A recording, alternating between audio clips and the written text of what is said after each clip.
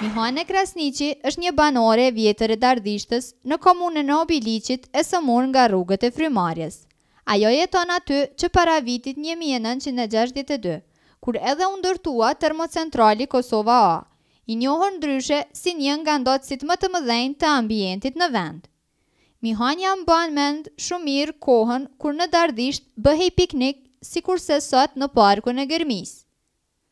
Por sot fshati i saj po braktiset për shkak të ndotjes së lartë të ambientit të shkaktuar nga 2 termocentralet me thëngjell në Obiliq. Nështë e kom këtë për që ti plohne, për nështë edhe kam cire, nështë e kom trop, nuk e di, nuk e më kontrolu. Mirë, kështu, katuni o konë shumë i mirë, so në jam gjejtë, sot i kom 67 vjetë. E di ki katuni që këtu kanë ardhën për Prishtine, kanë pushim që atje ku adhe jo. Pushimore o konë këtu me ardhën, katuni mirë, dhe o i mirë. Dhenë mas mirë nuk ka pas, po elektrona e ka pas. Smut jam bëllë për tona, për fryme, për këtë s'moj me jetë, s'moj tona, për fryme s'moj me jetë. Uje spihet, mo që 4-5 ditë se bëhet këtë ze. S'kem se qelëm gjamas dhe i razë.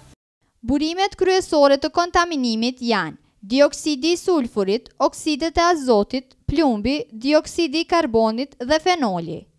Fenoli që lirohet gjatë procesit të prodhimit të energjisë është lëndë helmuese. Kjo lëndë jo vetëm ndot ajrin, por edhe shpenzon oksigjenin në ujë, duke rrezikuar shfarosjen e peshqve në lumin sitnica. Edhe Maliqe me Gjuani nga Dardishta përballet çdo ditë me papastërti në shtëpinë e saj. Ajo nuk mund të hapë dritaret e shtëpisë sepse pluhuri hyn brenda duke ndotur gjithçka.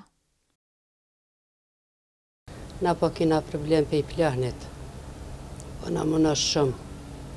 Më kur po ka thatësina, po gjakat jo fort, po depa e qymyri që është separacioni atje, nështë ta keni vrejt ka heni ardhë. Anën e djathtë. Atë kur po frynë, shumë po kena problem.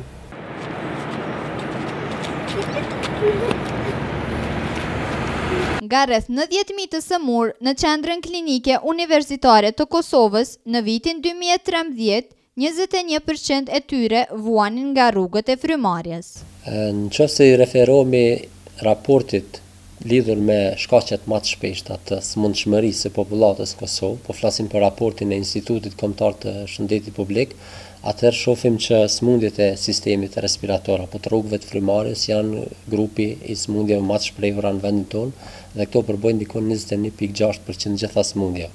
Dërsa Arben Berisha, drejtor në drejtorinë për mbrojtje të ambientit në komunën e Obiliqit, tregon se ka shumë ankesa nga qytetarët për ndotje të mjedisit. Problemet me ndotjen e ambientit kemi në shumë faza, kontest me keku.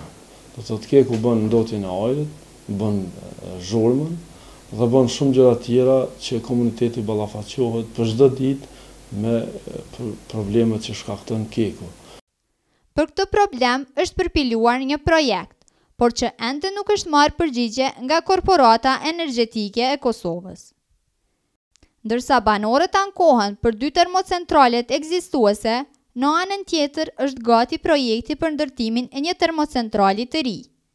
Kryeministri i Kosovës, Isa Mustafa, në fillim të muajit gusht premtoi se së shpejti do të hapet tenderi për ndërtimin e termocentralit Kosova e Re. Pritet që ndërtimi i tij të bëhet sipas standardeve më të fundit të teknologjisë, duke reduktuar ndotjen e ajrit.